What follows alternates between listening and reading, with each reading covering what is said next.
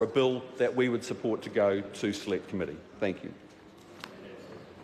I call Jami-Lee Ross. Madam Speaker, I know it's been a very challenging day for the government, but that speech from the Minister of Transport was another example of the government that has already lost its way. That's the guy who's been up and down the country for months trying to sell himself as the great saviour for road safety in New Zealand. He's literally moved billions of dollars of funding within the transport sector and sold it all as a big road safety campaign on behalf of their government. But when it comes the opportunity for them to stand up in this House and actually vote for something to do with road safety, goodbye Phil, when it comes to actually standing up in the House and voting for something to do with road safety, they're found wanting. They're opposed to it. They don't like the idea of people and the police having the ability to detect when people are taking drugs. They don't like the idea of the police being able to enforce drug laws on the road.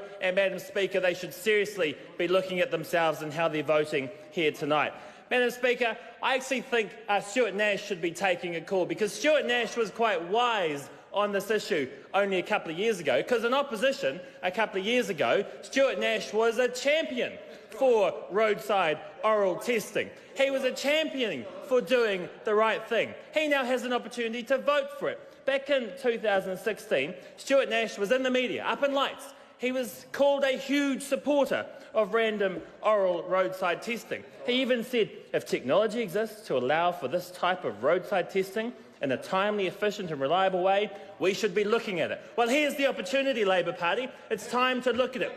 It should be sent to a select committee so it can be looked at. Now, Phil Twyford has some issues. He has some concerns. That's fine. That happens with just about every piece of legislation. What's the solution to it? Send it to a select committee to look at. If they were on this side of the House and they had a members' bill on an issue, they would be up on their hind legs, whining and whinging, hoping that it would go to a select committee, pleading for it to go to a select committee so it can be looked at. But go over there and to government, they completely change their tune. This isn't unusual from this government, though. The very first piece of transport legislation that ended up in the House just after the election was a carryover of a maritime piece of legislation that we had. The government picked up our law and they were progressing it, but they made one change to it.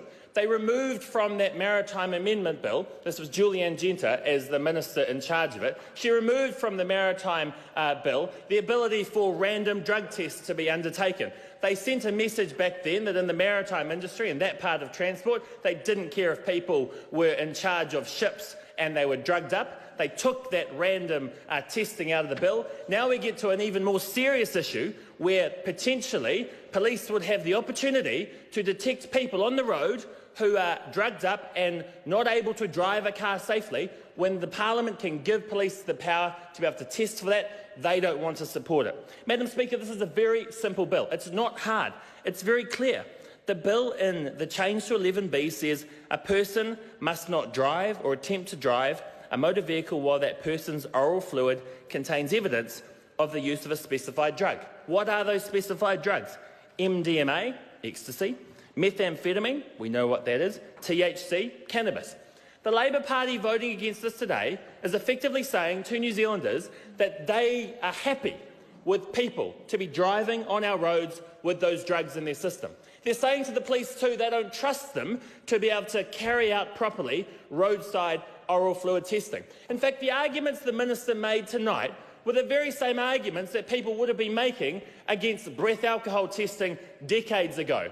If the government, if Phil Twyford was in charge of laws back in the time when breath alcohol testing was coming in, he probably could have made those same arguments. I'm sure they were made in this Parliament. I'm sure people up and down the country said, oh, we don't want this to happen, we don't think it's necessary. Well, that change in legislation has saved hundreds, if not thousands, of lives in the decades since it was passed. Here's an opportunity to do the same when it comes to drug testing. Madam Speaker, in the last year, more fatal crashes involved people with drugs in their system than involved people with alcohol in their system. That tells us that this is an issue, and the police, if they go and talk to their local constabulary, will tell them that this is an issue police care about and New Zealanders care about.